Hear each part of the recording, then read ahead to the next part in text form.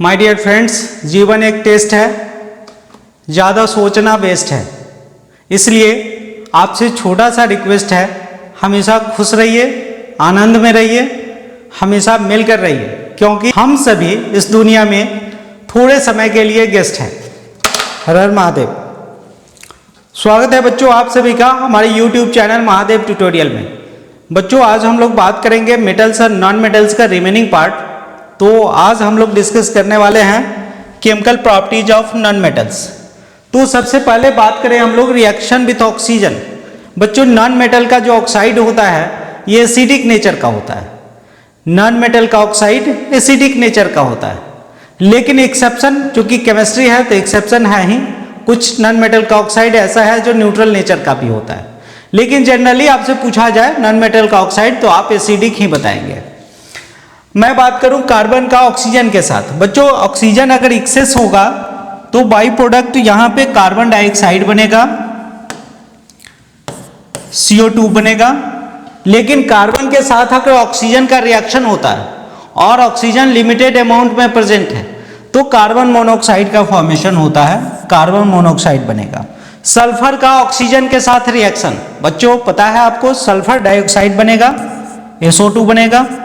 और फास्फोरस का ऑक्सीजन के साथ रिएक्शन, फास्फोरस पेंटाऑक्साइड बनेगा, यानी कि P2O5 बनेगा। आप इसको बैलेंस कर सकते हैं बच्चों।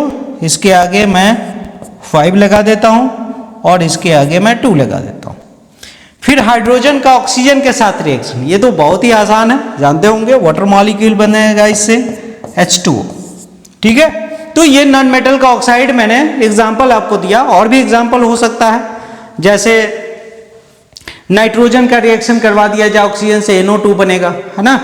तो ये जितना भी नॉन मेटल का ऑक्साइड होता है सभी एसिडिक नेचर का होता है, लेकिन कुछ नॉन मेटल का ऑक्साइड है, जैसे आप बात करें नॉन मेटल का ऑक्साइड कौन कौन, तो आप ले ले बच्चों कार्बन मोनोऑक्साइड, वाटर और N2O nitrous oxide, NO nitric oxide.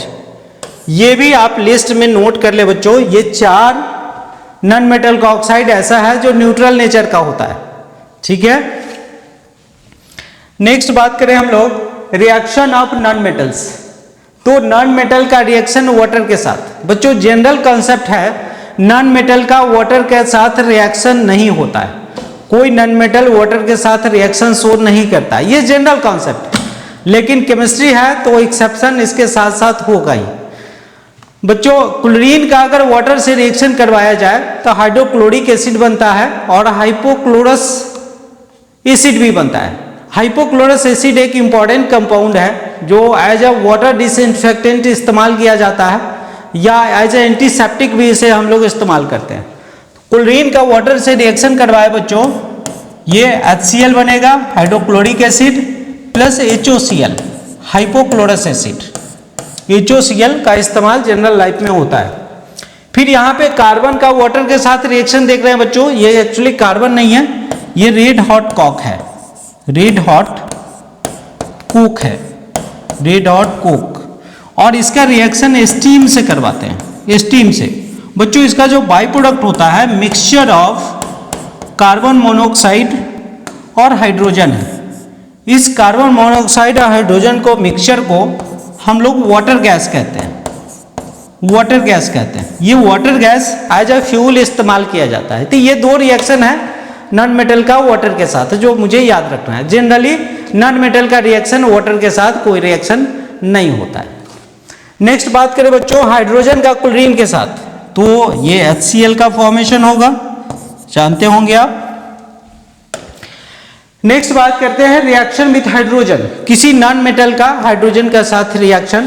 तो अगर मैं बात करूं सल्फर का हाइड्रोजन के साथ डाई हाइड्रोजन सल्फाइड बनेगा, हाइड्रोजन का नाइट्रोजन के साथ बच्चों अमोनिया बनेगा, अमोनिया बनेगा।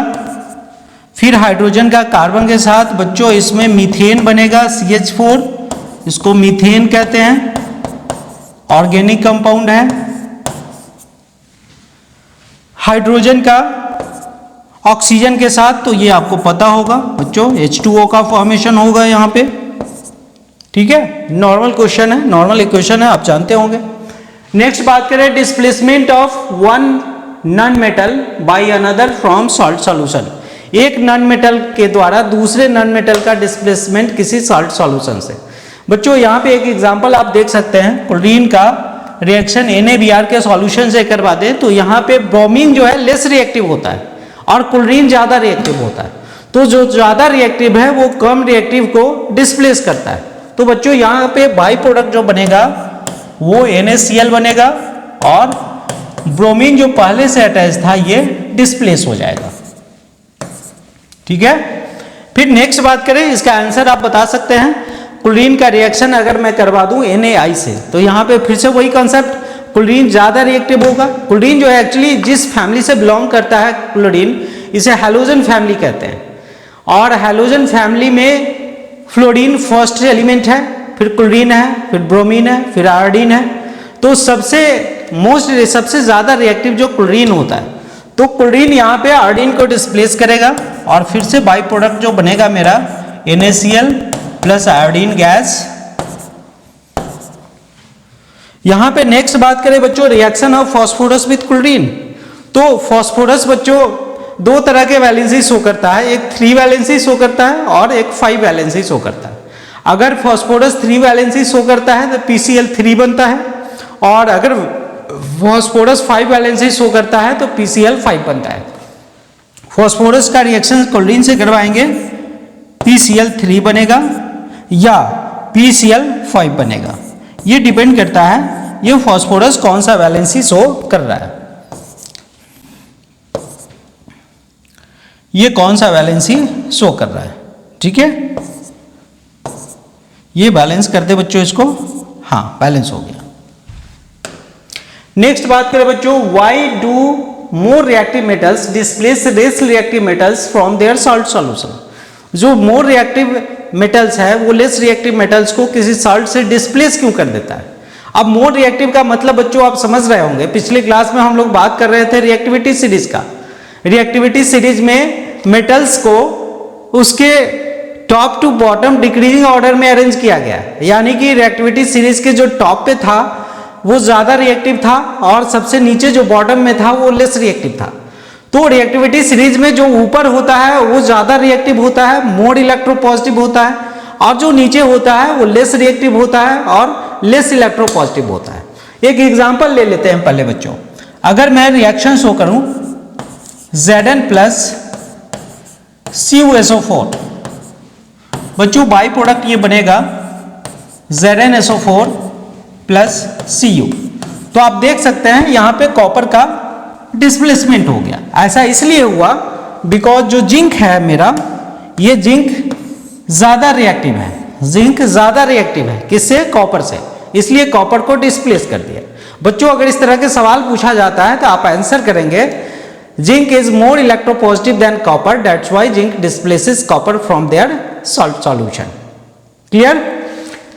नेक्स्ट बात करें बच्चों, इसी का मैं दूसरा एग्जांपल एक ले लेता हूं। मैं एग्जांपल ले लूं Fe iron plus zinc sulphate, और ये रिएक्शन मैं करवा दूं बच्चों। अगर मैं आपसे पूछूं क्या ये रिएक्शन पॉसिबल है, तो रिएक्टिविटी सीरीज में आप देखेंगे बच्चों आयरन नीचे होता है, मतलब लेस इलेक्ट्रोपॉजिटिव है, लेस रिएक्टिव है, और जिंक रिएक्टिविटी सीरीज में ऊपर होता है, यानी कि ज्यादा रिएक्टिव है। तो ये रिएक्शन बच्चों पॉसिबल नहीं होगा, आयरन जिंक को डिस्प्लेस नहीं कर पाएगा।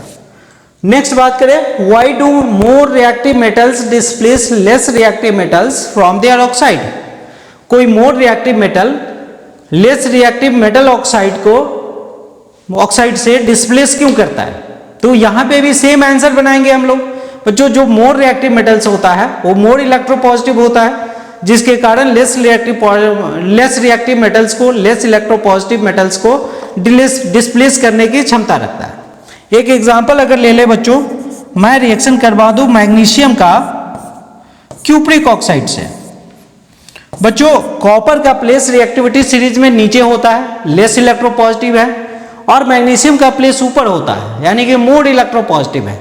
जैसे ही रिएक्शन आप करवाएंगे बच्चों, बाई प्रोडक्ट आपका बनेगा मैग्नीशियम ऑक्साइड अब प्लस कॉपर, कॉपर को डिस्प्लेस कर दिया जाएगा बिकॉज वो लेस इलेक्ट्रोपॉजिटिव है। दूसरी तरह से आंसर आप ये भी कर सकते हैं बच्चों, मैग्नीशियम का ऑक्सीजन के साथ ज्यादा एफिनिटी होता है in comparison to the affinity of oxygen with copper. Copper का ऑक्सीजन के साथ एफिनिटी थोड़ा सा कम है और मैग्नीशियम का ऑक्सीजन के साथ एफिनिटी ज्यादा है, इसलिए ये डिस्प्लेसमेंट रिएक्शन पॉसिबल है।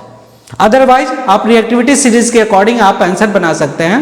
Magnesium is more electropositive than copper, that's why magnesium is able to displace copper from the copper oxide. बच्चों यहाँ पे हम लोगों का आज का लेक्चर समाप्त होता है, फिर हम लोग बात करेंगे नेक्स्ट लेक्चर में। तब तक मैं आपको बता दूं, अगर वीडियो बच्चों आप देखते हैं पसंद आता है, निश्चित रूप से लाइक और शेयर और सब्सक्राइब किया करें और अपने दोस्तों को भी इसके बारे में इन्फॉर्म किया करें। Okay, thank you for watching.